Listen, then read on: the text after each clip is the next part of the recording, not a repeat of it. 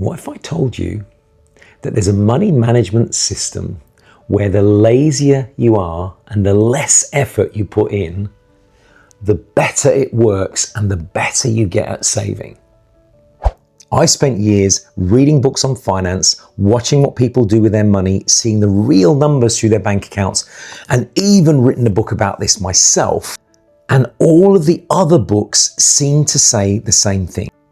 What you need to do is analyze your prior spending history, figure out where you're going wrong, cut back here, cut back there, set a budget for this, set a budget for that, maybe separate your money into some different bank accounts. And then you keep looking at it and reviewing it. And the more you look at it and the more you review it, the better you get, so that eventually you get good at money. And the problem is it's not addressing the basic problem, which is that we're all humans, we're all kind of lazy, we all like an easy life. And it's a bit like saying what you need to do to get fit and healthy is to get down to the gym and do all these workouts and doing a certain number a week and a certain number a month, and you'll get better and better over time.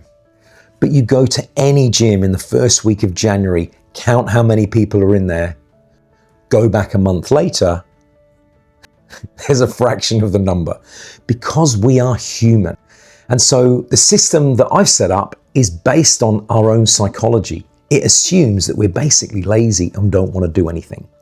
I've also learned the 3 biggest financial mistakes that most people make is, number 1, using a credit card for spending. I don't care who you are, how good you are at it, whether you've ever paid interest or not. They don't work with human brains, and you are a human. The second one is having card access to where your pay lands. That's just as bad almost as using a credit card. And the third one is managing your money by pay cycle. Now, I've probably scrambled your brain there for a second, because you're thinking, but surely we have to do one of those things. Like, no, you don't. Once you understand how your grandparents used to manage money and try to mimic that in the modern world, you'll realize that you can do things completely different and make none of those mistakes. So let's go back to Granddad. Granddad managed his money by getting paid cash every week. And he knew if he put that cash in his pocket, it would disappear. There was always somebody that wanted to take the money or get him to spend it, and it would disappear. But he knew if he took that money home to Grandma, and she put it aside in tin boxes, in envelopes or wherever, and just gave him a bit of pocket money to walk out the door with, then what he did with that pocket money didn't matter. He couldn't ruin the family finances. We need to mimic that in the modern world, and it's very difficult when money is fully digital. But here's how we do it, and this is what the fast and slow system is based on. Step 1, you open up a home bank account, and it's home like Grandma looking after the money. It is a bank account with no card access, with ability to transfer money, hide money, separate money, but no ability to quickly access. And that means it cannot be with the same bank where you spend, because then we can separate it properly. Now, personally, I choose to use a Macquarie cash management account, and that's because that's a fully transactional bank account that pays interest on credit balances, and yet they will not give you a debit card. And so that's step 1. We now, if my pay goes into there, I now have no debit card access to my pay, and I've removed one of the 3 big mistakes. But now it doesn't really matter whether the money landing over there is weekly, fortnightly, or monthly. Mine happens to land monthly, because I get to choose when to send the money to my spending bank. And if I choose to send that money weekly, because it's much easier to manage money in a week than it is to manage it in a fortnight or a month, I can do that. So all my pay goes into my home bank. My home bank is going to be responsible for bills. And when I say bills, I'm talking proper bills, things where you don't really have a choice, you have to spend them, like electric and gas and phone and internet and insurances. But also things like car repairs and registration and things that come up in weird lumps of years and quarters instead of week to week or paycheck to paycheck. And things like dentists or doctors where I might need to have some treatment. If all that money sits here and I don't have any card access to it, then I don't ruin the system. Now, you can short circuit all the analysis on what you've been doing in the past and simply pick an easy number for how much you want for the week. And I would suggest if you're single, somewhere around $100 or $200 a week. And if a couple, maybe $300 to $400 a week goes to your spending bank. By the way, I'd split it out so that each one of you's got a bit of pocket money, but whoever's doing the grocery shopping gets the bigger lump, okay? So that's now landing weekly, and it doesn't matter whether it's a 5-week month or the last week of a month, there's always that money landing. But if we only manage our money weekly, how do we afford to buy ourselves a new phone, buy a gift for somebody, or have a really big night out, or manage Christmas? Well, what we found works best to that is to have a savings account with your spending bank, which is kind of what you're doing already, and you get a lump of money, and that lump of money lands on the 1st of the month. I don't care if you're paid on the 15th. It is way easier if I say to you, what's happening in September, for you to go, oh yeah, we've been invited to this, and they've got this event on, and we've got a couple of birthdays, and it's getting close to Christmas, maybe I need to think about that. September's an easy concept for our brains, whereas, it's mid-August, and then between now and the next pay cycle, mid-September, is so-and-so's birthday or that event, is that which weekend? And you start looking at calendars and it all gets messy in your head. Don't do it to yourself. 1st of the month. And make it a lump. So if you're single, I would say a minimum of $500 goes into that account, unless you're really earning not very much money, and then you might have a bit less, but around $500 to $800 if you're single, and about $1,000 to $2,000 if you're in a couple. No analysis. Nobody cares whether you spent this much money on coffee and this much money on brunches and avo on toast or whatever it is. Nobody cares.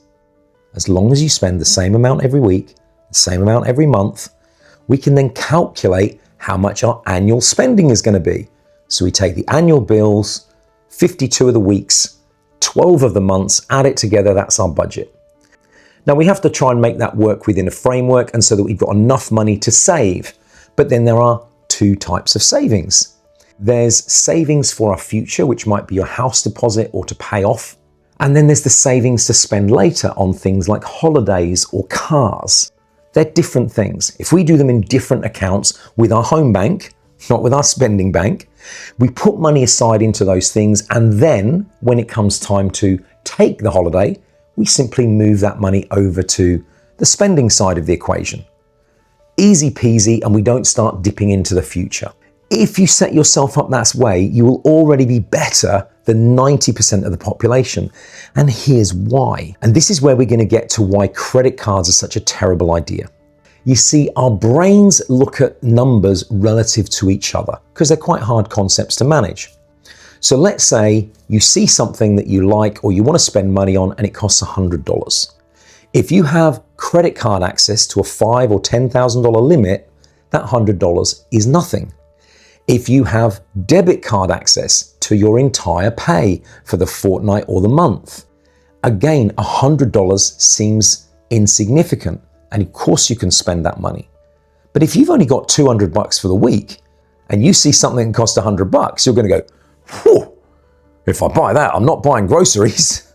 And it feels like a bigger item of expenditure. Likewise, something that costs $50 feels like a bigger expenditure. And you might write that down as something you might get at the beginning of next month when your fun money lands. And so that's the simple way that we manage it. But it means that we don't automatically just go, oh yeah, $100 is fine, or $20, that's fine. We think about what we spend before we spend it, because the amounts seem relatively more important compared to what we've got. So credit cards need to disappear. If you're a proper points junkie and a proper tight ass and you link your credit card just to the bills, maybe you can get away with it, but you can't carry it on your phone, linked to your phone or the card on you. Worst case scenario, leave a physical copy in the car so that maybe you can buy petrol, or in a genuine emergency, go back to the car and fetch the credit card. Otherwise, you don't want to have it on your phone. You don't want to be carrying it with you, because there's a risk that when your money runs out for the week, you'll start doing the dippity-doo-dah game. We don't want to play that game. That's why we use different banks. And if you're a spender or a shopaholic, naturally, you don't want the home banking app on your phone, okay? You've got to have it completely separate. You've got to understand you've got your money for the week. When it's gone, it's gone. You can cruise through a few days broke. It's fine. More money will land again in a few days' time. There'll be money coming for the month. And if you started writing your list about what things you want, you'll quickly find some things get to the top of the list and you can get them and you feel really excited because you just got something that you wanted. And other things keep getting pushed down the list and never get bought. And after a while, they get crossed off the list because it wasn't really that important in the first place. In the past, you would have just spent that money anyway. Now you're not going to because it's hard. Now, here's where it gets even better if you're super, super lazy. What most people do when they set up the system, they send all their money to the bills account, to the home account, give themselves a fixed amount, and I get at the moment $200 a week and I get $500 a month. What about if I get a pay rise or a bonus or some extra money comes in? If it always goes to the home bank and I still keep spending my $200 a week and $500 a month, then that becomes savings. I'm now getting better and better at savings. And by the way, I've done this before where we didn't change the weekly and the monthly amounts for 5 years. During that time, we'd had quite a bit of inflation, which had pushed wages and income up, but our spending was still based on the same amount every week and every month because we got used to it and we didn't really notice the inflation. So the lazier you are, the better it works. It requires no analysis except a quick bit in the beginning to make sure you can afford it. Of course, this whole web app that you're now entering is designed to go down that path. And you don't need to download bank statements. You don't need to do any of the hard work to figure it out. You just need to go, how about I get this every week, this every month, cover the bills, and then start putting money aside for holidays in my future. And it'll work really well. Now, there's one thing I disagree with a lot of people, and that's about groceries. Because groceries are often described as a bill. And if you need to spend the grocery monies from your home money, then the risk is you go, yeah, but I need a card access for my groceries. And so now I'm taking a card linked to my home bank to the grocery store. But that has two impacts. The first impact is I'm now carrying a card routinely that will allow me to dip in when I've exhausted my weekly money. And secondly, I feel like groceries are just a bill. So it doesn't matter if I buy the best cuts of meat, the most expensive this, the extra snacks there. It doesn't matter because it's bills. Whereas when we do it the other way around and we use our weekly money to cover the groceries, you then look at everything you're spending in the grocery store and go, every time I upgrade to a more expensive product or I don't buy the own label, that's less money I can go and spend with my friends down the pub, or I can go and have a coffee with my friends. I'm going to cut back on my grocery spending so that I can do the other things that I want to do. So now I have an incentive to cut back on what I'm spending on groceries and make sure I write a list, stick to the list, do all those things that are really, really good for managing money and don't just blow it. Whereas if it's on a credit card or on a debit card linked to our home account, we just treat it like, it's fine, it's just groceries, it's all this. And we end up spending more. And the difference is quite frightening because we spend so much money on groceries and the retailers are so good at taking money off us that the difference between a tight budget and a I'll spend whatever I want budget can be often more than $5,000 a year. Wouldn't you rather that $5,000 a year go towards a holiday or something else than just go to Woolies or Coles? It's up to you. But I want you to dive into the web app. It's set up for you. It will take you about an hour to jump online, set up the new account for your home bank, tell your employer where to send the money, just pick a number for the weekly and the monthly, and then review that. Probably you'll find that whatever you set up in the beginning was kind of okay, and the numbers have to add up. And the web app will tell you when you're spending too much. So jump in and take a look, but remember, You're human. You can't change that about yourself. And so we can't use credit cards. We can't have debit card access to our pay. And we shouldn't be managing our money by pay cycle.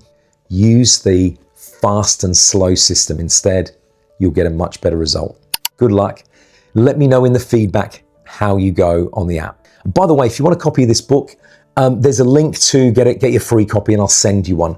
I'd rather you know and understand how this works and do it properly and succeed than try to make a few extra quid off you from a book sale. Does that make sense?